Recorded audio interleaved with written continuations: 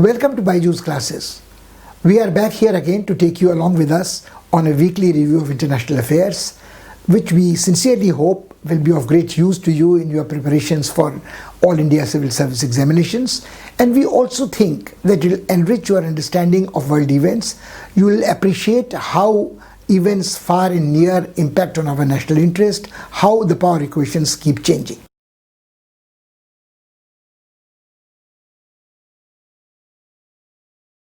On the American continent, all eyes remain sharply focused on Donald Trump, whose travails don't seem to come to an end.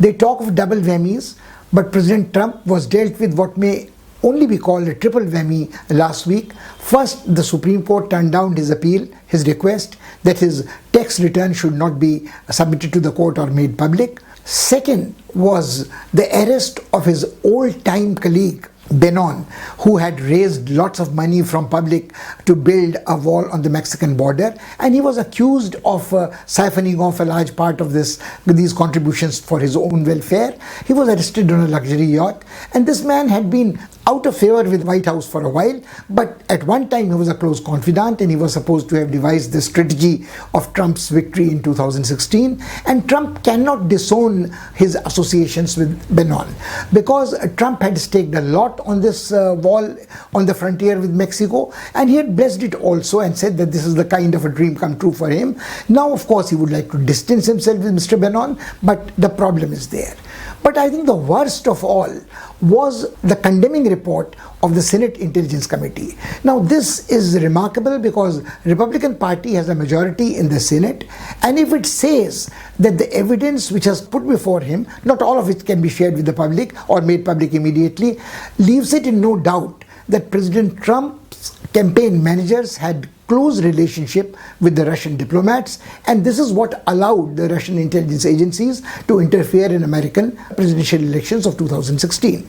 Now, this has been an allegation which has been made in past by several people close to the president. The Mueller testimony referred to these, Stone refers to this. But the trouble is, this time it is not an individual saying that this is what I heard the president talk on the phone, this is what I thought I overheard in the Oval Office. This is intelligence, hardcore intelligence information put before experts who are analyzing it under oath for explaining it to the members of Senate. And above all, the Senate has a majority of Republicans. So if the Intelligence Committee in a Senate where the Republicans have a majority accepts the findings of this report, it is terrible blow to President Trump. Now, of course, President Trump is apparently a Teflon surface man. He's a candidate who's going in for his re-election bid after an impeachment.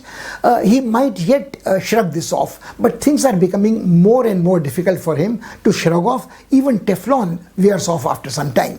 He had barely gotten over the Black Lives Matter movement. He had tried to defend himself as a defender of American values, Constitution, and of course, white supremacy. But all these things seem to be adding up against him in a very odd manner. At the same time, the lead with the presidential candidate of Democratic Party, Biden, and his teammate Kamala Harris seems to be increasing. They have maintained over the past few weeks double-digit lead over Donald Trump. But nobody thinks that Trump will give in easily. They are suspecting that all kinds of things might happen. But some of the softening in the posture is apparent. His Postmaster General has assured the nation that the postal ballots will be given priority. They should not create a problem for postal ballots in the presidential elections. The president is also, the long-delayed first round of trade talks with China has been again scheduled, which shows that he is trying to soften the impact of the trade war on America, not on China. But this is again signs of things that he might have a trick up his sleeve. People think that he might suddenly announce the discovery of a miracle vaccine which may turn the tide against him. He might suddenly follow in the footsteps of a small country, undoubtedly like New Zealand, that has postponed its elections and try to say that coronavirus pandemic leaves him with no option but to postpone the elections. But all these things will create only confusion, and it is difficult to imagine that he can pull a rabbit out of the hat which secures him relief and victory.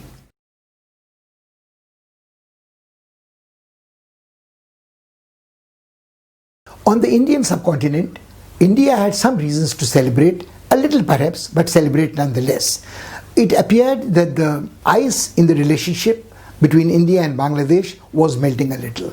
The Indian High Commissioner had not been granted an audience by Sheikh Hasina despite repeated requests, although the official version was that Sheikh Hasina was not meeting anybody due to pandemic coronavirus, and that is why she had not met the Indian High Commissioner. But this time when the Indian Foreign Secretary Shingla went on a tour to Dhaka, he was accorded a very warm welcome, and Sheikh Hasina made an exception to this rule and met him. And a wide array of subjects were discussed. There was a railroad which hopefully connects Tripura with Bangladesh. There was supposed to be improvement on the road highway construction between India and Bangladesh. There also was on the anvil a construction of a 1350 megawatt thermal power project. Obviously, when the vaccine is made available to India, it would be shared with Bangladesh. And India also was more than willing to offer whatever Bangladesh needs in flood relief or in healthcare or in infrastructure. And very gently and very politely it was registered that India gives in aid almost US $10 billion to Bangladesh, which is 1/3 of the total aid which India extends to its neighbor for economic development. Now this is impressive. But what is interesting is when China wants to alienate Bangladesh from India and draw it towards its own side, it makes promises of economic assistance which is 3 times this sum to Bangladesh. So this is what we must keep in mind, that India cannot match in promise, in sheer scale, what China can promise, may deliver, may not deliver, may have a string attached to it, may there be a debt trap risk involved with it, but it is tempting enough for a regime. The other interesting part is that there have been, why the ice, why the frozen relationship for the past few months? The government of India, some senior ministers made statements which offended the Bangladeshis when the Citizenship Amendment Act was passed, when there was a discussion of the implementing the National Register for Citizens, and it was said that the locusts which enter this country will be pushed back to their houses. This was a thinly veiled reference to Bangladesh, because thousands of kilometers long porous border between India and Bangladesh makes it possible for the border to be abused. There are illegal migrants, there are criminal elements working in this area, there are smugglers, there is flesh trade, there is human trafficking, and all this makes it difficult to keep the relationships without stress at all. Both sides try their best to sensitize their border security rangers, border security forces, but there are skirmishes, there are occasionally flashes of temper, and there is avoidable loss of life. So once again promises were made that more precautions would be taken, so nothing of this kind, no provocation takes place. But one must remember that Bangladesh is also facing all kinds of problems. It is not only the Chinese who want to draw Bangladesh away from India. Bangladeshis remember gratefully the India's decisive role played in its liberation struggle. But there is a legacy issue. The Bangladeshi army depends on planes, tanks, rifles, guns, which come from China. And they come from China because the Chinese had made these available to the Pakistani army. And they are used to these arms and weapons, so they don't wish to retrain. But there again, India probably should realize that some of these arms belong to an earlier generation of the Soviet weaponry, and which Indians are not unused to. So perhaps this can be slowly weaned away. There is another element of Islami jihadi threat in Bangladesh, which explodes at times. Some upper class youngsters attacked a watering hole of some privileged elite in Dhaka little over a year back, and this shocked everybody, that how the cancer has spread so fast, so invisible. So this falls again into a pattern where people who have no purpose in life, some nihilistic, they get drawn toward the propaganda of the Islamic Caliphate, IAS, go out, get trained abroad, and there is peer group pressure. The parents don't know what their children are doing, and there is a risk which both India and Bangladesh face together. Now, India also must realize that Bangladesh has been a time-tested friend for India. We should do nothing which offends Bangladesh or creates tensions in our relationship. Bangladesh is always under Sheikh Hasina cooperative to hand over fugitives which have taken shelter there, whether they are ISI instigated sleeping walls, whether they are insurgents from the northeast, they have always cooperated. But at the same time, the younger generation in Bangladesh, which has grown up since the turn of the century, doesn't remember the past very well. For them, Sheikh Hasina trying to prosecute criminals who were responsible for the murder of our family, destruction of democracy in 1970s, they feel that probably time has come to register a closure on this and have a reconciliation. But this is something which India should keep in mind, that Sheikh Hasina and Begum Khalida Zia both belong to a generation which may have their own support base, but have very little communication with the younger generation of the Bangladeshis. Bangladesh again is, after Indonesia, a very large concentrations of Muslims on this planet, and if you combine the Bangladeshi Muslims and the Indian Muslims, they probably outnumber any other Muslims anywhere else, and they also belong to the same Sufi, eclectic, liberal tradition, not an aggressive interpretation of Islam. So strategically, geopolitically, religiously, culturally, the countries are very close. The problem arises when the state of West Bengal, which has great affinity with Bangladesh, insists that its interests as a state, whether it is Tista water dispute or anything else, or Hilsa, should be prioritized. Bangladesh should have the secondary choice of these things. So it appears at times that India's foreign policy vis-a-vis Bangladesh is held hostage by the state of West Bengal, especially with a person who's as stubborn as Mamata Banerjee, and this is how Manmohan Singh could not succeed in effecting a deal on the Tista waters. It is almost like a reflection of our relationship with Sri Lanka, which is held hostage by the Dravid parties in Tamil Nadu. So this is something which we must keep. The visit of the Indian Foreign Secretary has been very successful, but before we celebrate in an uninhibited manner, we should realize that it would be a long haul before the damage done by the CAA or the National Register for Citizens can be undone. This is interesting because the immigrants issue dates back to before the partition times, and 2 or 3 generations back, maybe half a century back before independence, where people migrated for a variety of reasons from the then unified Bengal to Assam, have settled there for generations, and the Assamese have no problem with their Assamese Muslims. What they object to is infiltrators or illegal immigrants who do not either speak the Assamese language, respect the Assamese values, don't share the Assamese cultural heritage, and retain their separate identity, linguistic, religious, costumes, etc. So their animus is more towards the Bengalis and the Biharis, not necessarily Muslims. They could be Hindus, but this is something which is explosive, which is more complicated than can be settled in one visit of the Foreign Secretary or even a couple of top-notch summit meetings between the leaders of the two countries. That will take time. The wounds of CAA and NRC would take time to heal, but we should in the meantime do nothing which destabilizes this relationship.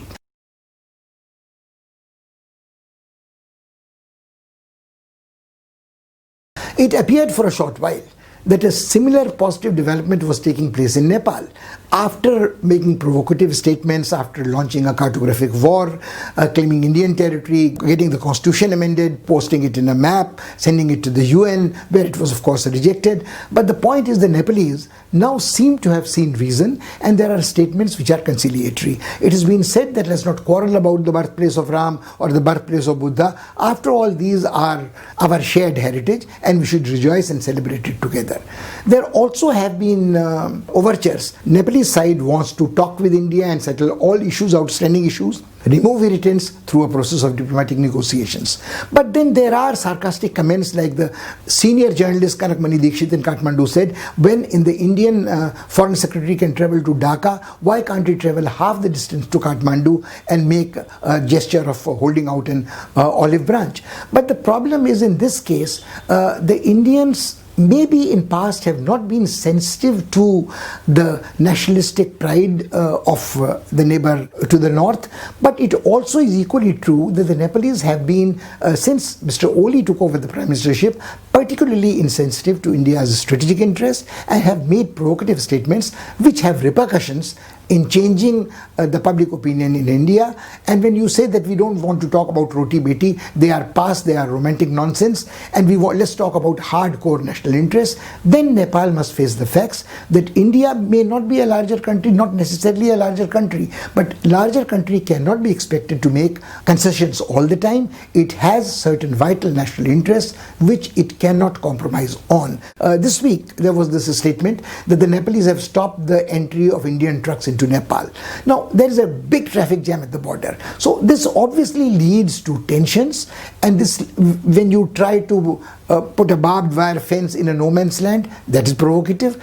Then when you say, oh, we are prepared to have a joint development program for Kalapani, Limpia, Dhura, Lipu Lake, etc., it's difficult to believe that. So I think both sides have to exercise restraint, but in this particular case, I think because of the Chinese influence in Nepal in recent past, probably the restraint is required more from the Nepalese government. And the problem, which is the most complex one, is that India will remain a nice punching bag as long as the differences between Oli and Prachanda are not settled in the Communist Party of Nepal and the internal political disputes are settled. Then perhaps we can see what kind of a credible relationship, constructive relationship with Nepal India can forge.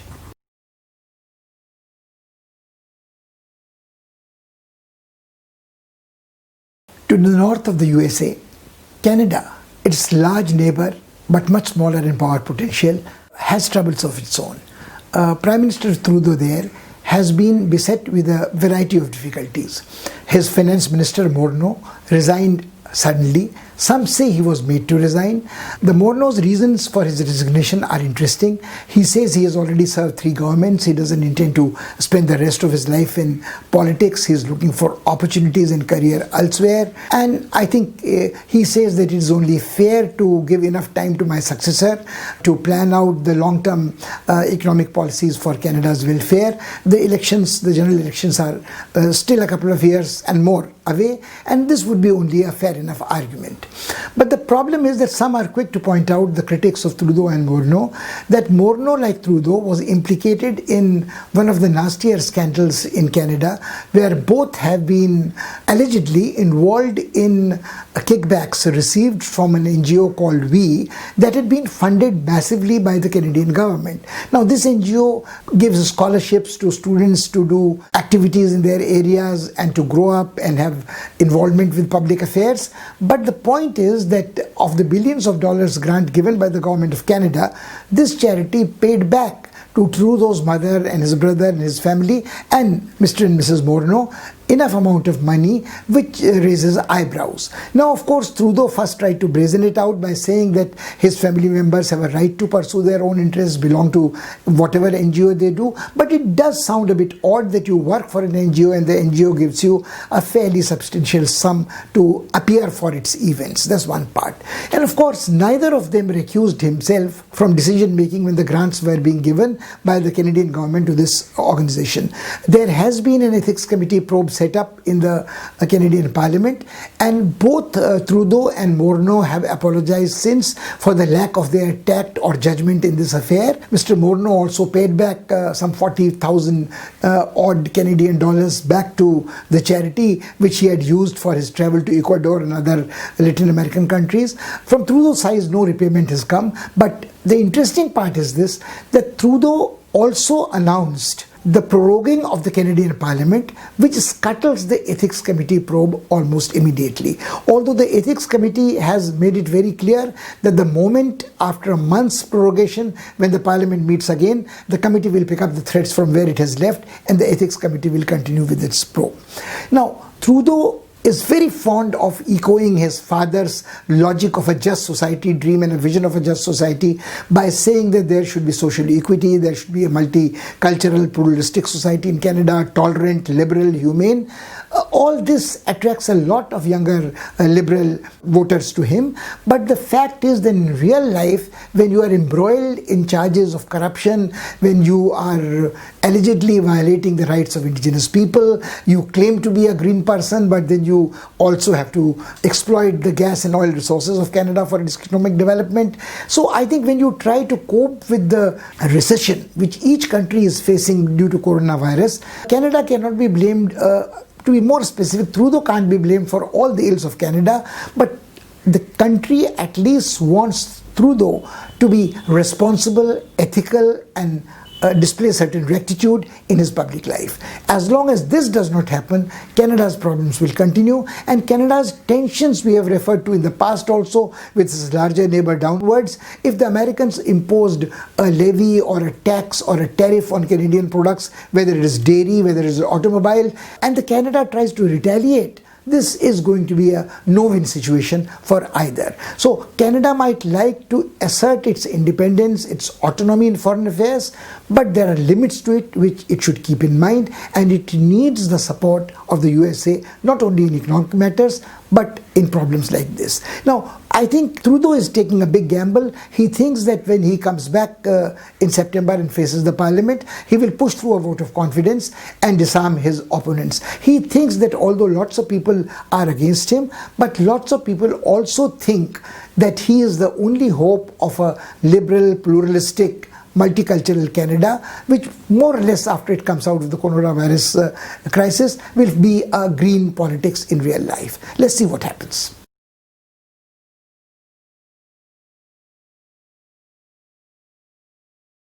Some dramatic events took place in Russia last week that are bound to have an impact on international relations almost everywhere. Alexei Navalny, an opponent of Putin, was campaigning against Putin's party in local elections in Siberia, and when he was returning to Moscow, on his way back at the airport, he had a cup of black coffee, and right after the coffee he started feeling a little unwell. He boarded the plane, but his conditions deteriorated very fast during the flight, and the plane had to make an emergency landing, and Navalny was admitted in a local hospital. He very soon went into a coma. He showed signs of acute poisoning, and the doctor said that he was put on a ventilator to save his life. Navalny's wife made the accusation that this seems to fit into the pattern of the time-tested pattern of the Russian Secret Service trying to eliminate its opponents by administering to them a poison which cannot be traced, a poison which is very rare but which works very fast and incapacitates the victim almost immediately, if not kill it.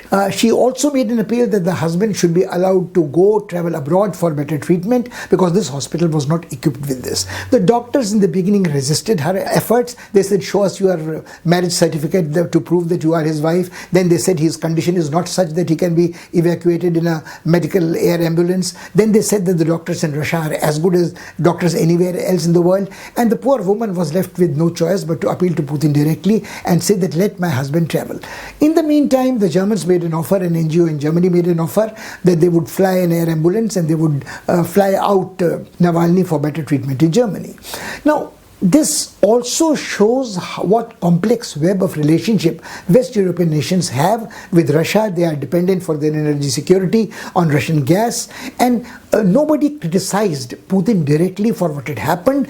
The person who went farthest probably was German Chancellor Angela Merkel, who said that there should be a proper investigation about what happened, and also talked to Putin that he should allow the victim to travel to Germany for better treatment. So whether it was Angela Merkel's interception, whether it was the wife's direct appeal to Putin, ultimately the decision was made. The doctor suddenly made an about turn and said that now he is fit enough to travel. Of course, Navalny's wife does make the point that he was held back in the hospital for 2 days, 3 days to allow the poison, traces of poison to disappear from his body so they are not found. What happens? Now, had Alexei Navalny been an ordinary Russian, things would not have been so acute. But this 44-year-old advocate has been very active critic of Putin and his party. He also has exposed, he's a chairperson of a foundation called Foundation Against Corruption, and he's been exposing gigantic corruption in Russian economy, society, bureaucracy. He's been very vocal against the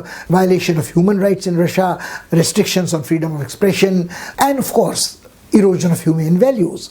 Now, he had been courageous enough to offer himself as a presidential candidate against Putin in the last elections. He, of course, was disqualified, but Putin obviously has been having this problem of Navalny for the past few years. Now, there is one more thing which we would like to point out here. Alexei Navalny is 44 years old and Putin today is 67, 68 years old. Now, he belongs to a different generation. When Putin appeared on the Russian scene, restored order back, brought it back from the brink of anarchy, registered good economic progress thanks to the high oil prices, he was himself quite young, almost the same age as Alexei Navalny is at the moment. He could strike a sympathetic chord in the hearts of the young Russians then. Since then, a generation and a half has born and grown into adulthood. So it's difficult for him to communicate to them or to understand what they feel, what they think, what they aspire for. Now, he has also made this offer to Lukashenko in Belarus that he would send in Russian troops to crush the rebellion fostered by foreign interests there who are destabilizing a socialist country. But Putin's commitment to socialism is far less important than Putin's commitment to restoring to the greater glory the Russia and bringing back all the children which have been separated from its bosom in the recent past after the decline and disintegration of the Soviet Empire. So this is very much there. Putin knows that the West European nations are not in a position to put pressure on him beyond a certain measure. He knows very well that Trump, for all practical purposes, beset by difficulties of his election, cannot do anything to restrain him. He also has probably one small consideration that as long as China is overstretched, occupied with its excursions in South China Sea, the trade war restrictions imposed on it by United States of America, it is not in a position to press forth its claim in Vladivostok, which once belonged to China. It was only won over by the Tsars in the 1860s. But Putin is more or less within his domain of Russia, the master of all he surveys, which makes him at times maybe a little bit reckless. This kind of a poison has been used against his opponents before. The ex-espionage agent Litvinenko, Sergei Skripal and his daughter, Sergei and his daughter survived, Litvinenko did not. So this use of ruthless power, either military power or a rare poison to eliminate opponents, is something which fits into the pattern of Putin's behavior to pursue greatness for Russia. How it will pan out, we'll have to see.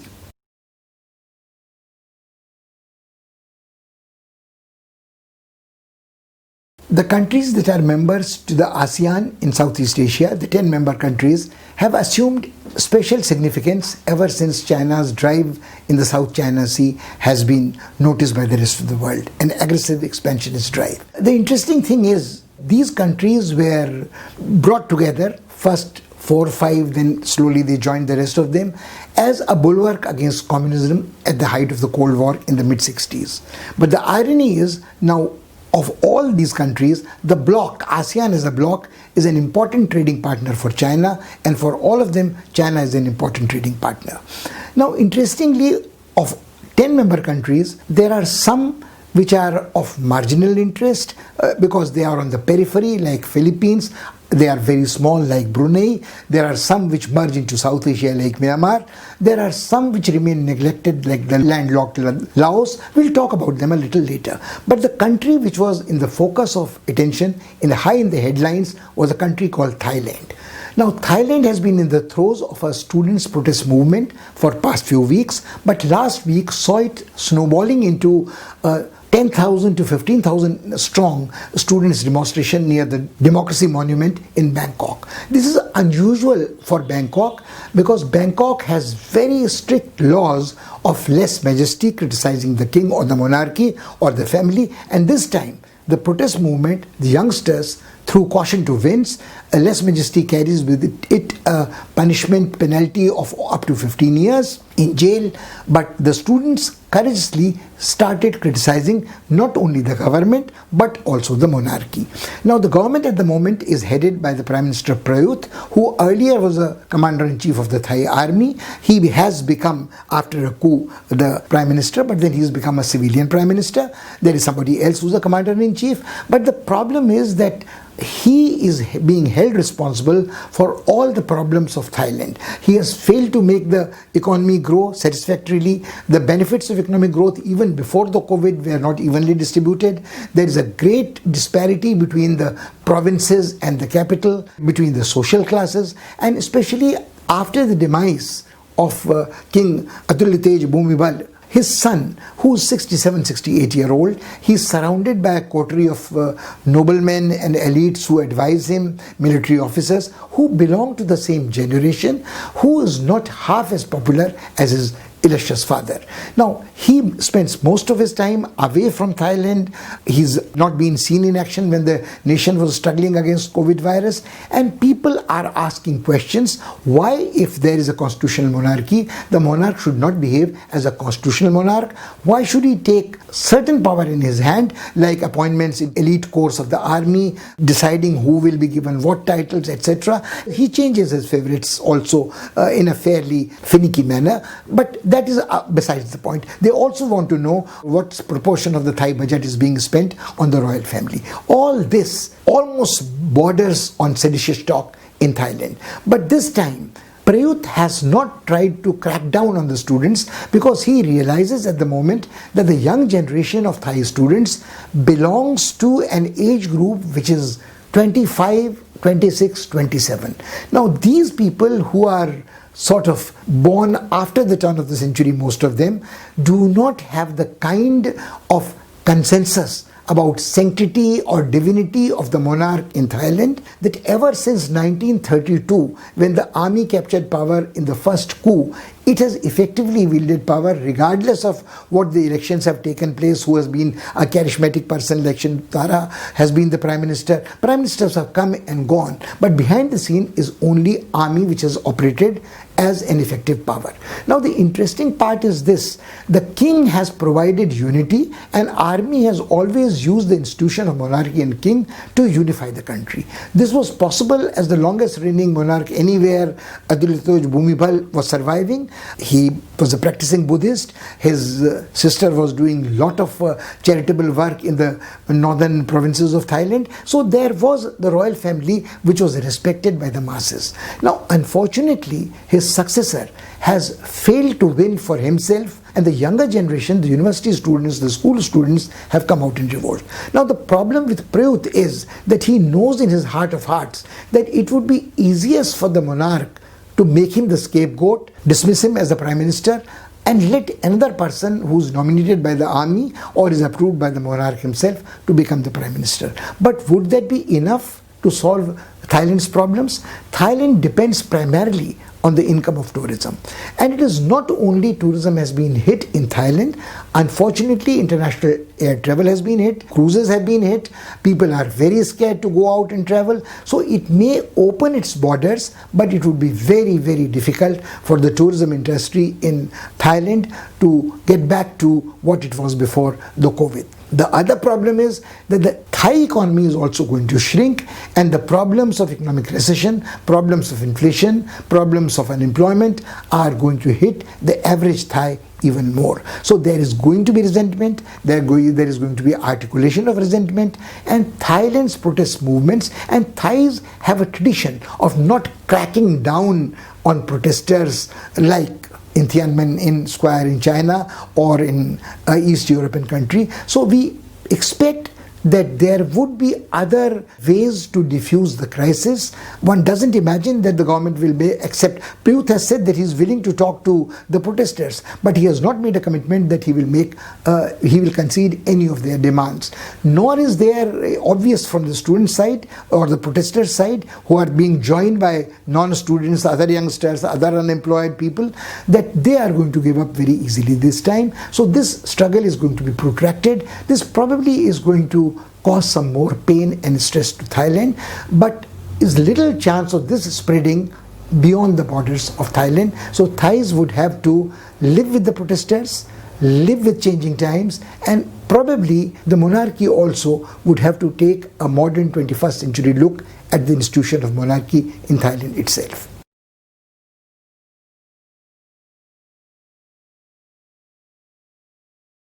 There are other cracks that cause concern among the members of the ASEAN. Last week there was a clash on the high seas between the fishing boats and the naval boats of Vietnam and Malaysia. The Malaysian boat fired and one Vietnamese fisherman died, and this has obviously led to tension between the two. This whole area is disputed. It's not only China that claims ownership of the South China Sea, vast stretches of sea. It is also between Malaysia and Philippines. There is a dispute about Sabah. Philippines has a dispute with Malaysia. It has a dispute with Spratly Islands with China. But the problem is, if the members of ASEAN begin fighting and having clashes, naval clashes amongst themselves, it is hardly any chance for them to unite and face the enemy, the larger adversary to the north. The most uncertain member of ASEAN is really the Philippines, where the President Duterte has been controversial for a variety of reasons. Not only he has raked up the old dormant claim of Philippines on the autonomous state of Sabah in northern Borneo. He also is fighting a communist insurgency in the southern provinces. He is fighting an Islamic jihadist groups in southern provinces, and he is trying to ruthlessly kill them, often using intemperate language. And also he is encouraging vigilantes in Manila and Makati in Quezon City itself, where drug peddlers are there, where prostitutes are there. So illegal executions are taking place. Now he has been charged with violation of human rights, being dictatorial, authoritarian, fomenting religious ill will between the Christians and the Muslims. For him, again, all leftist liberals, human rights activists are communists. So there have been assassinations of these by extrajudicial assassinations by the Philippine armed forces. But what is causing concern is that Duterte has also said they won an arbitration award about the ownership of the islands in the South China Sea, but Duterte very candidly said, we may have won the arbitration award, but we really can't assert our rights because China has arms, we don't have arms. So it is better for us to have a good friendly relationship with China. This was a shock for the United States of America because Philippines has always been an ally. The Americans have had bases there. The Americans thought that they had an undeclared colony in Philippines, and Philippines has a problem with the other ASEAN members, although the Filipinos belong to the Malay stock, but the language they use, Tagalog, is very different from Bahasa Malayu, and because they were a Spanish colony, they are more Hispanic in their culture, and majority of them are Roman Catholics. So with the Muslim Malay world, despite their ethnic ties, they have little in common. Now, Philippines has also signed an agreement with China about the cheap vaccine of corona when it comes. We may note that this similar kind of an agreement has been signed by Indonesia about the vaccine from China, but that is a different kind of an agreement where the Chinese will give vaccine concentrate to Indonesia, and Indonesia has the expertise to make from this concentrate many more doses of the vaccine for itself. So these cracks which have taken place between Philippines, Malaysia, Vietnam are going to be problematic in coming days. Myanmar has been in the dock, has been taken to the International Court of Justice.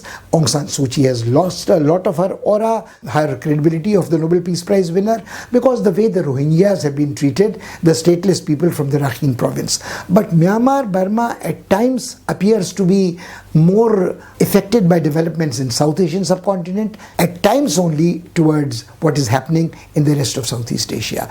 But they share a border with China, and the Chinese influence cannot be wished away. There had been talks between the Aung San Suu Kyi's government and the Rakhine people, but no settlement has been found. It's not going to be easy either. So as long as these countries are disunited or remain alienated from one another, I don't think that one can talk in terms of ASEAN as a regional grouping which can be advantageous for India. India probably would do well to develop, reinforce bilateral relationship with regionally predominant powers like Indonesia, Vietnam after that, and probably Cambodia if we managed to get a toehold. We have a very limited relationship with Cambodia about restoration of architectural monuments like Angkor Wat. We have limited assistance in countries like landlocked Laos, which is a Buddhist country. But the interesting part is that the Islamization of a small Sultanate of Brunei is something which India can do little about. Also, the drift of Malaysia toward Islamization, Islamic laws, is leaving little scope for India, despite a large Indian population there, people of Indian origin, part of its population there, to take advantage of that.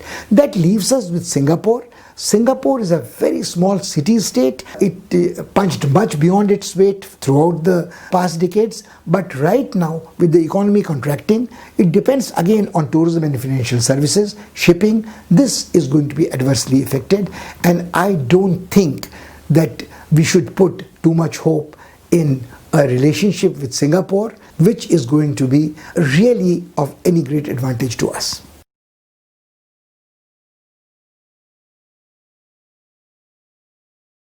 On the African continent, there was a small respite when the two warring sides in Libya agreed to have an unofficial ceasefire, both sides taking credit for it, to indulge in negotiation to save the town of Sirte and maybe restore some kind of a semblance of peace in the strife-torn north tip of Africa. But this was misleading. The hope very soon disappeared, and the usual turmoil, tumult took a turn for violence in Africa. The most important event was the mutiny in Mali. Now, some might argue that Mali is a far-off place, forsaken in some remote corner of Africa.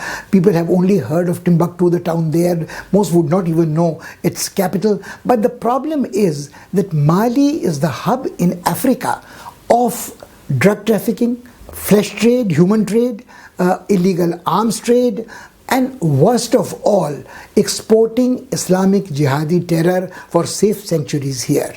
Now, so this mutiny upsets a whole lot of calculations in Africa, because Mali is the hub of instability, from Nigeria, where Boko Haram runs amok, to the other tip of Somalia, where in Mogadishu last week, a five-star hotel was attacked and hundreds of people were held hostages and dozens died. You have different names. You have Nasr al-Islam, you have Boko Haram, you have Al-Shabaab, you have the Islamic Caliphate of South Sahara, etc. But it doesn't make what name you are using. They are all jihadis working in cahoots with each other and destabilizing legitimate governments. But the irony of the mutiny in Mali is this, that while the whole world has criticized the mutiny, the United Nations, all the countries in Europe, other countries also have condemned the mutiny and said that this should not be the norm. The people in Mali seem to be very happy with the mutiny. The opposition has come out supporting, cheering the mutineers in the capital, and they think that they have the last hope of restoring some kind of order in their country. So the people are happy with the mutiny, including the opposition parties. Quito has been forced to resign. Quito had failed to deliver the goods either in economics or in terms of fighting coronavirus or the Islamic jihadis. And interestingly, the whole of the world condemns this mutiny. Now, the banners which the mutineers were carrying said United Nations peacekeeping mission should go back, the French troops here should go back. We should turn back the pages of history a little and see what's gone wrong with Mali.